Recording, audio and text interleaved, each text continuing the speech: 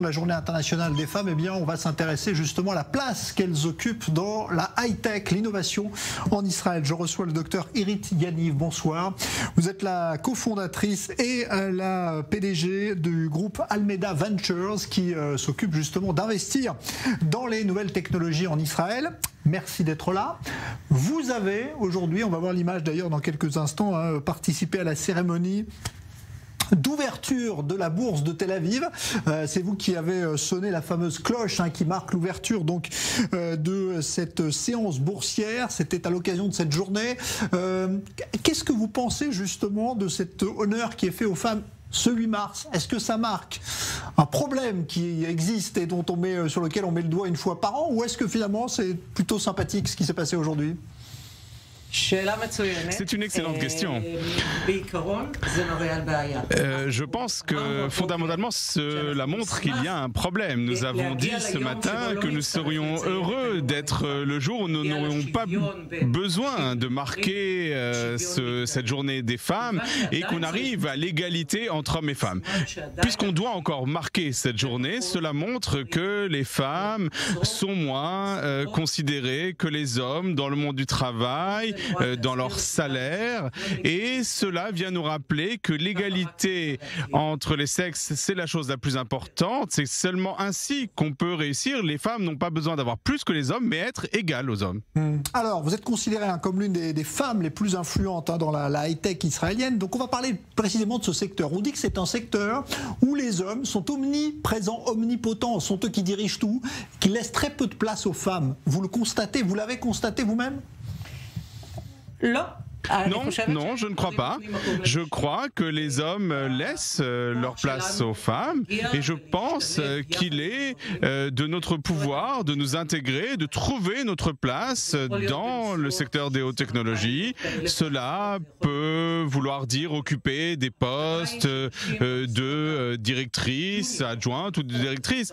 Le but est que les femmes qui occupent des postes un peu plus subalternes permettent à arriver en haut de la hiérarchie. C'est pourquoi nous avons lancé un programme qui s'appelle We Have Healthcare, Health Tech.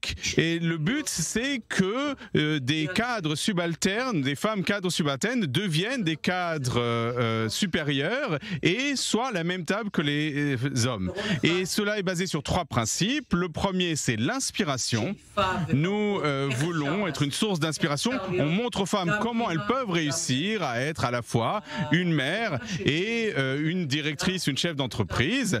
Le deuxième principe, c'est l'apprentissage, offrir de véritables outils aux femmes pour être dans le monde des cadres supérieurs.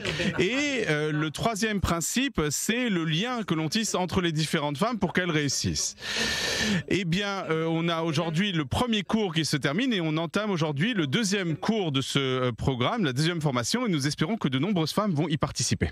C'est pas un problème finalement d'esprit d'entreprise qu'ont les femmes dans la high-tech pour se lancer en Israël? Parce que l'innovation, finalement, c'est pas réservé qu'aux hommes. Les femmes aussi innovent. Pourquoi est-ce qu'on voit plus d'hommes créer des startups aujourd'hui?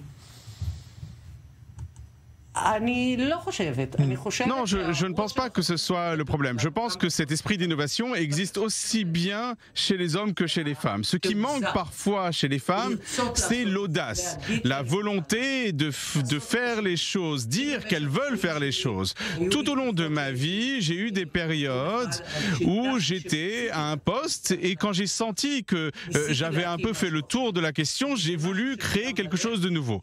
Mais c'est quelque chose qu'on doit avoir dans son cœur, dans ses tripes, c'est la volonté de changer.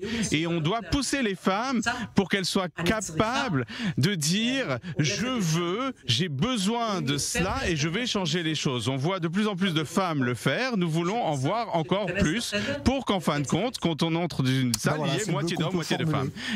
C'est le vœu qu'on peut formuler effectivement. Merci beaucoup, docteur Irit Yaniv, d'avoir été l'invité de cette rubrique Innovation à l'occasion de cette journée des femmes. Vous avez donc vous-même ouvert la séance du marché de Tel Aviv aujourd'hui, où Almeida Ventures, votre société, est cotée donc depuis quelques mois maintenant. Merci à vous.